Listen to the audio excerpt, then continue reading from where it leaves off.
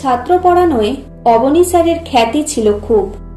দূর দূর থেকে ছাত্ররা আসতো অবনী স্যারের কাছে অঙ্ক, ফিজিক্স, কেমিস্ট্রি পড়তে।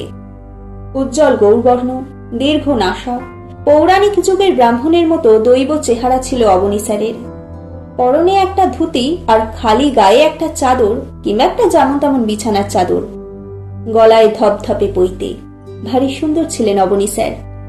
অবনী স্যারের হাতে পড়ে কত ছাত্র যে জীবনের চলার পথকে সুগম করে তুলতে পেরেছিল তার ইয়ত্তা নেই। একদিন দাদার হাত ধরে গিয়ে ভর্তি হলাম অবনী স্যারের ভাঙা ঘরের ক্লাসে। আমাকে দেখেই বললেন, বাহ, তুই তো বেশ লম্বা রে। লম্বা লোকেরা বুদ্ধিমান হয়, বেটেরাও হয়, তবে বেটেদের গাঁটে গাঁটে বদ বুদ্ধি, বুঝলি, বলেই হো হো করে হেসে উঠলেন খালি গায়ে ধুতি পরা অবনী স্যার। বিয়ে থাওয়া করেননি, একাই থাকতেন অবনী স্যার। নিজে রান্না করে খেতেন। পাণ্ডিত্যের জন্য তার খ্যাতি ছিল, কিন্তু খ্যাতি অখ্যাতির কোনো তোয়াক্কা কোনোদিনই করতেন না। বলতেন, যার যা কাজ সেটা ঠিক মতো করাটাই ধর্ম। গাছের কাজ ছায়া দেওয়া, ফুল ফল দেওয়া, মৌমাছির কাজ মধু জমানো, আমার কাজ ছাত্রগুলোকে মানুষ করে তোলা। ফিজিক্স আর অঙ্কর ফাঁকে ফোকরে অবনী স্যার কত গল্প করতেন। বলতেন দেশ বিদেশের বড় বড় মনীষীদের কথা, তাদের জীবনের নানা ওঠাপড়ার গল্প। শোনাতেন উদাত্ত কণ্ঠে রবীন্দ্রনাথের কবিতা, কখনো বা মাইকেলের অমিত্রাক্ষরে গাঁথা অপূর্ব কাব্য, কখনো শোনাতেন অতুল প্রসাদের মরমী গান। লেখাপড়ার হাত ধরে চলতে চলতে আমাদের বোধ আর মননে অবনী স্যার এঁকে দিতেন পৃথিবীর আসল চেহারাটার ছবি। লোভ, পাশবিকতা, শোষণ, দারিদ্র সবকিছু নিয়ে এমন অনায়াসে বুঝিয়ে দিতেন কোন ঘটনার কি কারণ। আমরা মনে মনে রোমাঞ্চিত, আলোড়িত হতাম। অবনী স্যার শোনাতেন রাশিয়ার বিপ্লবের কথা, ক্ষুদিরাম মাস্টারদার কথা, তিতুমিরের গল্প। শোনাতেন তারাশঙ্করের বনদেবতা কিংবা শরৎচন্দ্রের পথের দাবি গল্প। কর্মব্যস্ত জীবনের ছোটখাটো অবকাশে যখনই ভেবেছি স্যার আমাদের জন্য কত কি করলেন, আমরা কি করলাম, তখনই মনটা ভারী হয়ে ওঠে। প্রবাসে থাকি, বাংলার জন্য মন কাঁদে। বন্ধু আত্মীয় অনেকের কথাই ঘুরে ফিরে মনে আসে। অবনী স্যারের কথাও খুব মনে পড়ে। পুজোর ছুটিতে বছর 5 আগে সেবার দেশে ফেরার আয়োজন করলাম। ফেরার পথে এসি 2 টায়ারে আরামে বসে বারবার মনে পড়ছে স্কুলের কথা, বন্ধুদের কথা। মনশ্চক্ষে দেখতে পাচ্ছি ভাঙাচোরা সেই অবিন্যস্ত ঘর, যেখানে বসে ক্যালকুলাস আর কেমিস্ট্রির ফাঁকে অবনী স্যার বলে যেতেন জীবনের কথা, ইতিহাসের কথা। বাড়ি ঢুকে এতদিন পরে এলে যা হয়, অনেকটা সময় চলে গেল কথায়, কুশল প্রশ্নে। তারপর পোশাক পাল্টে পাড়ার মোড়ে গিয়ে হাজির হলাম। ফণিদার চায়ের দোকানে গিয়ে দাঁড়াতেই নানা জনের নানা প্রশ্ন। কিরে সন্তু না, কি খবর, কেমন আছিস? তারপর কেমন আছিস ওখানে? এখানে যা অবস্থা, ভালো করেছিস বাংলার বাইরে চলে গেছিস, ওয়েস্ট বেঙ্গলে 13টা বেজে গেছে, বুঝলি। এইসব আপ্যায়ন ইত্যাদির পর পা বাড়ালাম বকুলতলার দিকে। একটা বহু পুরনো শিব মন্দিরের ঠিক পেছনে তেঁতুল গাছের পাশে গঙ্গার ধার ঘেঁষে ছিল অবনী স্যারের ভাঙাচোরা একতলা। হাঁটতে হাঁটতে পুরনো পাড়ার রূপ বদল দেখছিলাম। মোড় ঘুরতেই অবাক, এ কি, তেঁতুল গাছটা নেই তো। মন্দিরের পেছনে পা চালিয়ে গিয়ে দাঁড়াতেই বুকটা হুহু করে উঠল। স্যারের বাড়িটা উধাও, নেই। সেখানে একটা 4 তলা ফ্ল্যাট বাড়ি, ব্যালকনিতে ঝুলছে শাড়ি, বেড কভার, পাশে আর একটা ওই রকমই বাড়ি। নদীর পাড় ঘেঁষে নতুন রাস্তা হয়েছে। স্যারের বাড়িটা মানচিত্র থেকে কেউ যেন ইরেজার দিয়ে মুছে দিয়েছে, এঁকেছে অন্য রকমের ছবি। মনটা ভীষণ ভেঙে গেল। গঙ্গার পাড় ঘেঁষে নতুন রাস্তা, সেখানে গিয়ে দাঁড়ালাম একা। মনের ভেতরে নানা প্রশ্নের ঝড়। কোথায় গেলেন অবনী স্যার? কি হলো তার সেই ভাঙাচোরা জীর্ণ বাড়িটার, যা আমাদের কাছে মন্দির মসজিদের চেয়েও বড়? ছেলেবেলার বন্ধু অপূর্বর সঙ্গে দেখা হলো। আমাকে দেখে থমকে দাঁড়ালো।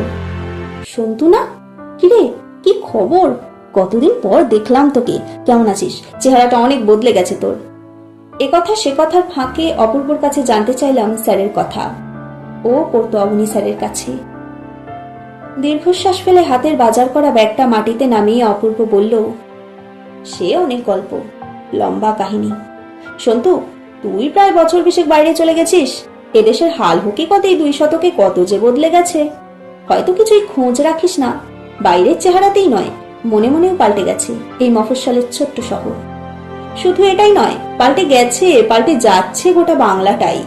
ভারী ঘর, রাস্তাঘাট, পার্ক, হল, নতুন নতুন কত কি যে হয়েছে, হচ্ছে। হয়তো এমনটাই হওয়ার কথা ছিল, আমরা বুঝতে পারিনি। প্রমোটারদের থাবায় শুধু কলকাতাই নয়, এখন সারা বাংলাটাই আটকে পড়েছে। নেতা মন্ত্রীরা বলছেন প্রগতি, আমরা হাড়ে হাড়ে বুঝছি কেমন করে বাংলাটা বাঙালিদের হাতের বাইরে চলে যাচ্ছে। আমরা আর কোথাও নেই রে সন্তু, না বাণিজ্যে, না ব্যবসায়, না চাকরিতে, না উৎসবে, না আয়োজনে। যাদের টাকা আছে অঢেল, তারা কেমন অনায়াসে সাম্রাজ্য গড়ছে আমাদের বুকের ওপর দিয়ে। এখানে 2-4 দিন থাক, বুঝতে পারবি। স্যারের বাড়িটা তো জানিস, দারুণ জায়গায় ছিল। এই গঙ্গার বাঁকের পাড়ে, চারদিক খোলা, এমন লোভনীয় জমি, লোভ তো হবেই। একসময় শুরু হলো স্যারের জমিটা কিনে নেওয়ার জন্য চাপাচাপি। স্যারকে তো জানিস, এক কথায় না বলে দিয়েছিলেন। বলেছিলেন 4 পুরুষের ভিটে আমার, কোটি টাকাতেও হাতছাড়া করব না। আর টাকা নিয়ে কি করব আমি? একা মানুষ, সপা কাহার করি। পড়াশোনা ছাড়া আর কোনো টান নেই জীবনে। কি হবে বাড়ি বেচে? তাছাড়া যাবই বা কোথায়? কথায় যখন হলো না, তখন শুরু হলো অন্য উপায়ে উচ্ছেদের চক্রান্ত। দিনের পর দিন কি দুঃসহ যন্ত্রণা যে স্যারের উপর চাপিয়ে দেওয়া হলো, আমরা নিরুপায়ের চোখে দেখেছি। রাজনীতির বড় বড় দাদারা, যাদের আশ্রয় আর প্রশ্রয়ে প্রমোটার চক্রের জন্ম ও বিকাশ, তারাও লেগে পড়ল স্যারের পেছনে। বৃদ্ধ হয়ে পড়েছিলেন, সে সময় চোখটাও গিয়েছিল খারাপ হয়ে। খুব একটা ছাত্র পড়াতেও আর পারতেন না, শরীরটাও ভেঙে পড়েছিল। একদিন আমাকে ডেকেছিলেন, বলেছিলেন, আমি কি তোমাদের জন্য কিছুই করিনি? আমাকে উচ্ছেদ করে তাড়িয়ে দিতে চাইছে একদল অর্থলোভী পিশাচ। তোমরা, আমার ছাত্ররা কি পারো না একটু রুখে দাঁড়াতে? স্যার বলছিলেন আর কাঁদছিলেন। সন্তু, আমরা সত্যি পারিনি।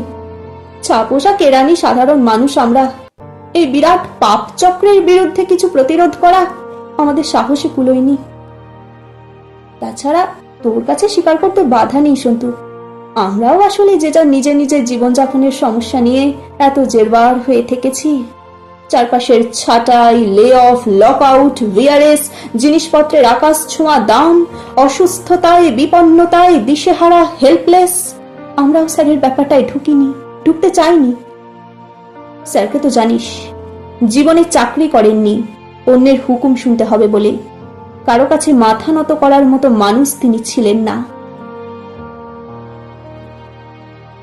সেবার অঘ্রাণ মাস, ঘন শীতের রাতে হঠাৎ হই হট্টগোলে ঘুম ভেঙে গেল। বারান্দায় এসে দেখি বকুলতলার আকাশ দগদগে লাল, লোকজনের প্রচন্ড চেঁচামেচি, আর্তনাদ, আগুন জ্বলছে দাউ দাউ করে। ছুটে পথে নামলাম। সন্তু, সেই দৃশ্যটি ভাবতে পারবি না। দাউ দাউ করে জ্বলছে স্যারের ভাঙাচোরা বাড়ি। পাড়ার লোকেরা চেষ্টা করেছিল, কিন্তু আগুন থেকে তারা শুধু অবনী স্যারকে বাইরে আনতে পেরেছিল। স্যারের প্রাণের ধন, শত শত বই ওই আগুনে পুড়ে ছারখার হয়ে গেল। দাঁড়িয়ে দাঁড়িয়ে বুক ফাটানো আর্তনাদে স্যার বলছিলেন, ওরে বইগুলো বাঁচা, বইগুলো বাঁচা। নারে সত্যি, আমরা বাঁচাতে পারিনি। রাগে, ক্ষোভে, দুঃখে আমার হাত পা অবশ হয়ে আসতে লাগলো। বললাম, অপূর্ব, চুপ কর, চুপ কর। হিরোশিমায় যেদিন বোমা পড়েছিল, সেদিনটার গল্প স্যার আমাদের বলতেন। কেমন করে একটা বিশাল আগুনের গোলা প্রচন্ড বুক ভাঙা শব্দ নিয়ে লক্ষ লক্ষ প্রাণকে ধ্বংস করে মুহূর্তে উঠে গিয়েছিল নীল আকাশে।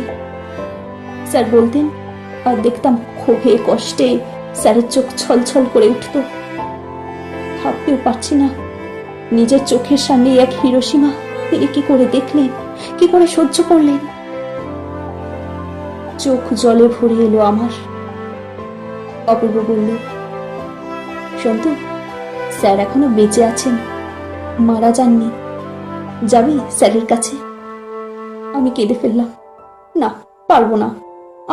আমরা কিরকম মানুষ অপূর্ব? স্যারের কাছে রসদ নিয়ে বড় হলাম, বড় চাকরি করলাম, বউ বাচ্চা নিয়ে সুখে রইলাম, স্যারকে কি ফিরিয়ে দিলাম? কি?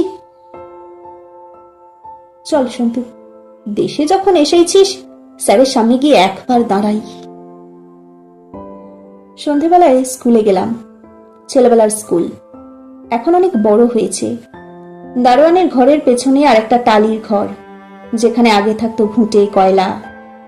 সেই অন্ধকার স্যাঁতস্যাঁতে ঘরে বিছানার ওপরে একটা মানুষ, শীর্ণ পোড়া কয়লার মতো ফ্যাকাশে বসে আছেন, আমাদের অবনী স্যার। স্যার, পায়ে হাত রেখে প্রণাম করে কেঁদে ফেললাম। স্যারের কোনো প্রতিক্রিয়া হলো না। অপূর্ব আমায় ধরে তুলল। শোন, স্যার বেঁচে আছেন, কিন্তু কোনো বোধ শক্তির ভাষা কিছুই আর নেই।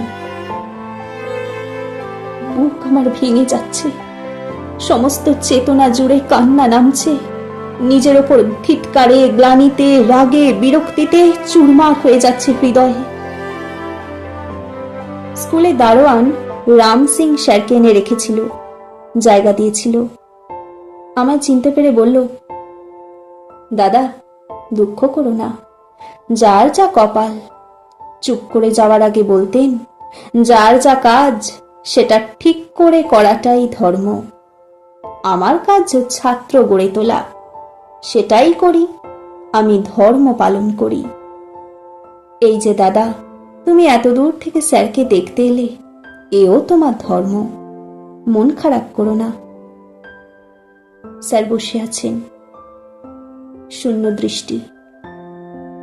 মনে হলো তিনি বলছেন, বুঝলি, নিজের কর্তব্য করে যাওয়াটাই জীবন। এই যেমন আমি তোদের এত কিছু বলি, এত সব শেখাই, তোরাও বড় হয়ে অন্যকে শেখাবি, অন্যকে বড় করে তুলবি। এই তো মানুষের কাজ। স্যার বলে যাচ্ছেন, কষাঘাতের মতো এক একটা বাক্য এসে পড়ছে আমার শরীরে।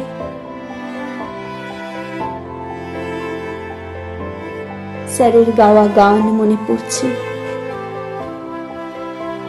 আরো আরো প্রভু,